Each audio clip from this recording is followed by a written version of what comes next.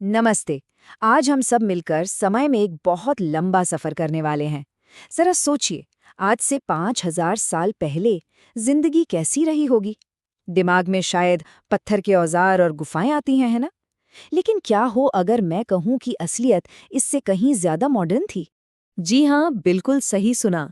5000 साल पहले की दुनिया में मेकअप किट्स थीं, शतरंज जैसे खेल थे और तो और विशाल अंतर्राष्ट्रीय बंदरगाह भी थे जहां से दुनिया भर में व्यापार होता था।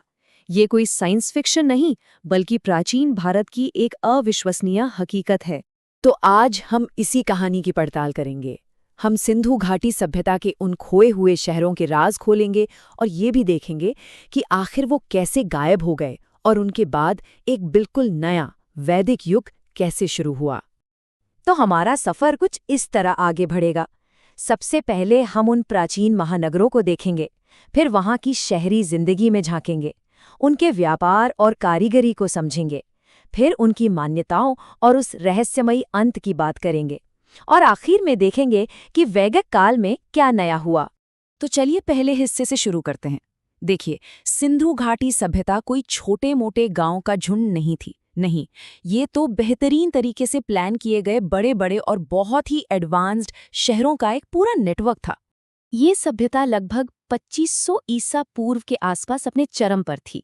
इसे आद्य ऐतिहासिक कहते हैं। मतलब उनके पास अपनी लिखने की कला तो थी, एक लिपि थी, लेकिन हम आज तक उसे समझ नहीं पाए हैं। और एक बहुत ही दिलचस्प बात यह है कि उनका समाज जातियों में नहीं बल्कि काम के आधार पर 4 हिस्सों में बटा था: विद्वान, योद्धा, व्यापारी और मजदूर। और उनकी इंजीनियरिंग तो देखिए, पूरे इलाके में घर बनाने के लिए एक ही स्टैंडर्ड साइज की ईंटें इस्तेमाल होती थीं, जिनका अनुपात था 4:2:1। कमाल है ना?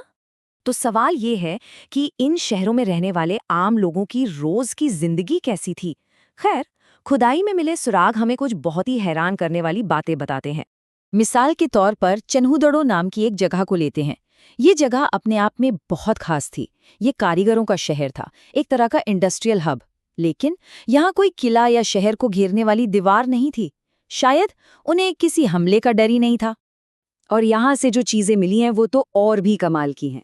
मेकअप किट्स जिनमें काजल, लिपस्टिक और पाउडर मिला है। मतलब उस जमाने के लोग भी फैशन और सजने संवरने के शौकीन थे। यहाँ मनके यानी बीड्स बनाने की फैक्ट्रियां थीं, लिखने के लिए इंकपॉट थे, और एक बहुत ही प्यारी चीज मिली है, एक गीली ईंट पर बिल्ली का पीछा करते हुए कुत्ते के पंजों के निशान, जो सूखकर हमेशा के लिए इतिहास का हिस्सा बन गए।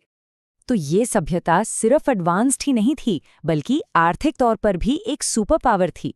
चलिए अब जरा उनके व्यापार और क्राफ्ट के बड़े सेंटर्स पर नजर डालते हैं। एक शहर था लोथल। इसे हड़प्पा सभ्यता का मैनचेस्टर भी कहा जाता है। अब जैसे एक जमाने में इंग्लैंड का मैनचेस्टर शहर कपड़ा उद्योग और व्यापार का एक बहुत बड़ा ग्लोबल सेंटर था, ठीक उसी तरह लोथल उस सभ्यता का एक चहल पहल वाला कमर्शियल हब था। खुदाई से ये साफ पता चलता है कि हर शहर की अपनी एक खासियत थी। जैसे लोथल में दुनिया का सबसे पुराना डॉकयार्ड यानी बंदरगाह मिला, जो उन्हें मेसोपोटामिया जैसी दूसरी महान सभ्यताओं से जोड़ता था। चन्हुदड़ो कारीगरी का सेंटर था, और कालीबंगन में जुते हुए खेत मिले, जो उनकी खेती की एडवांस तकनीक को दिखाते हैं। इन सब का मतलब ये है कि ये शहर दुनिया से कटे हुए नहीं थे। लोथल का बंदरगाह उनका गेटवे टू द वर्ल्ड था। यहाँ से मेसोपोटामिया की मोहरें मिली हैं। शतरंज जैसे खेल का मिलना दिखाता है कि संस्कृतियों का लेन देन भी होता था। और सबसे बड़ी बात, पूरे इलाके में व्यापार के लिए 16 के मल्टीपल में एक जैसे बाट इस्तेमाल होते थे, जो एक बहुत ही ऑर्गेनाइज्ड ट्रेड सिस्टम की निशानी है। लेकिन उनकी धार्मिक मान्यताएं कैसी थी? उनकी पूजा पाठ की दुनिया कैसी थी? और सबसे बड़ा सवाल, इतनी महान सभ्यता आखिर अचानक खत्म कैसे हो गई? देखिए, हमारे पास उनकी कोई धर्म किताब तो नहीं है, लेकिन सुराग बहुत सारे हैं। कालीबंगन में एक लाइन से 7 हवन कुंड मिले हैं। लोथल में जोड़ों को एक साथ दफनाए जाने के सबूत मिले हैं। इतना ही नहीं, वहां एक मम्मी का छोटा सा मॉडल भी मिला है, जो शायद मिस्र के साथ उनके कनेक्शन की तरफ इशारा करता है। और कई मोहरों पर पशुपति की आकृति मिली है, जिन्हें बहुत से लोग भगवान शिव का आदि रूप मानते हैं। और फिर अचानक सब कुछ थम गया। सिंधु घाटी सभ्यता के खत्म होने और अगली बड़ी संस्कृति यानी वैदिक काल के शुरू होने के बीच लगभग 250 सालों का एक खालीपन है, एक रहस्य है। और यही इतिहास का सबसे बड़ा सवाल बन जाता है। इतने व्यवस्थित शहर, इतने हुनरमंद लोग, आखिर गए तो गए कहाँ? उनका क्या हुआ? इसका कोई एक पक्का जवाब तो नहीं है, लेकिन एक्सपर्ट्स की कुछ थ्योरीज हैं। कुछ का मानना है कि भयानक बाढ़ आई, कुछ कहते हैं कि मौसम में बहुत बड़ा बदलाव आया और सूखा पड़ गया, और कुछ एक बहुत बड़े भूकंप को इसकी वजह मानते हैं। सिंधु घाटी सभ्यता के खंडरों पर भारत में एक नए दौर की शुरुआत हुई।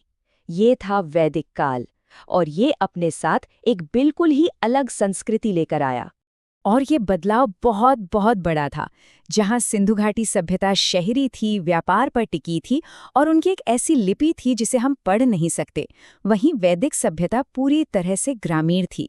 उनका जीवन खेती और पशुओं पर आधारित था और उनकी भाषा संस्कृत थी। सदियों तक सबसे पॉपुलर थ्योरी यही रही कि आर्य मध्य एशिया से माइग्रेट होकर भारत आए थे। ये बात मैक्स मुलर ने कही थी। लेकिन यहीं पर इतिहास और भी रोमांचक हो जाता है। हरियाणा के राखीगढ़ी में हुई हाल की खुदाई इस पूरी थ्योरी को अब चुनौती दे रही है। हो सकता है आर्य कहीं बाहर से आए ही ना हो। इस नई संस्कृति के साथ नए विचार और मूल्य भी आए। मिसाल के लिए वैदिक संस्कृत में गाय के लिए एक शब्द है अगन्य, जिसका मतलब है वो जिसे मारा न जाए। ये एक शब्द ही हमें बताता है कि इस नए समाज में गाय का दर्जा कितना पवित्र हो गया था। तो संक्षेप में कहें तो वैदिक युग की नींव थी संस्कृत भाषा, वेदों की रचना और एक ऐसा समाज जो कुल, ग्राम और जन में बटा हुआ था। और हाँ, सिंधु घाटी के लोगों की तरह ये लोग भी सर्वाहारी थे, यानी वेज और नॉन वेज दोनों खाते थे। तो चलिए इस कहानी को एक आखिरी सवाल के साथ खत्म करते हैं। अगर एक ऐसी सभ्यता जो 5000 साल पहले अंतर्राष्ट्रीय व्यापार करती थी, जिसके शहर आज के शहरों की तरह प्लान किए गए थे, अगर वो समय की धूल में पूरी तरह खो सकती है, तो ये हमारी अपनी सभ्यता के भविष्य के बारे में हमें क्या सिखाती है? इस पर सोचिएगा जरूर।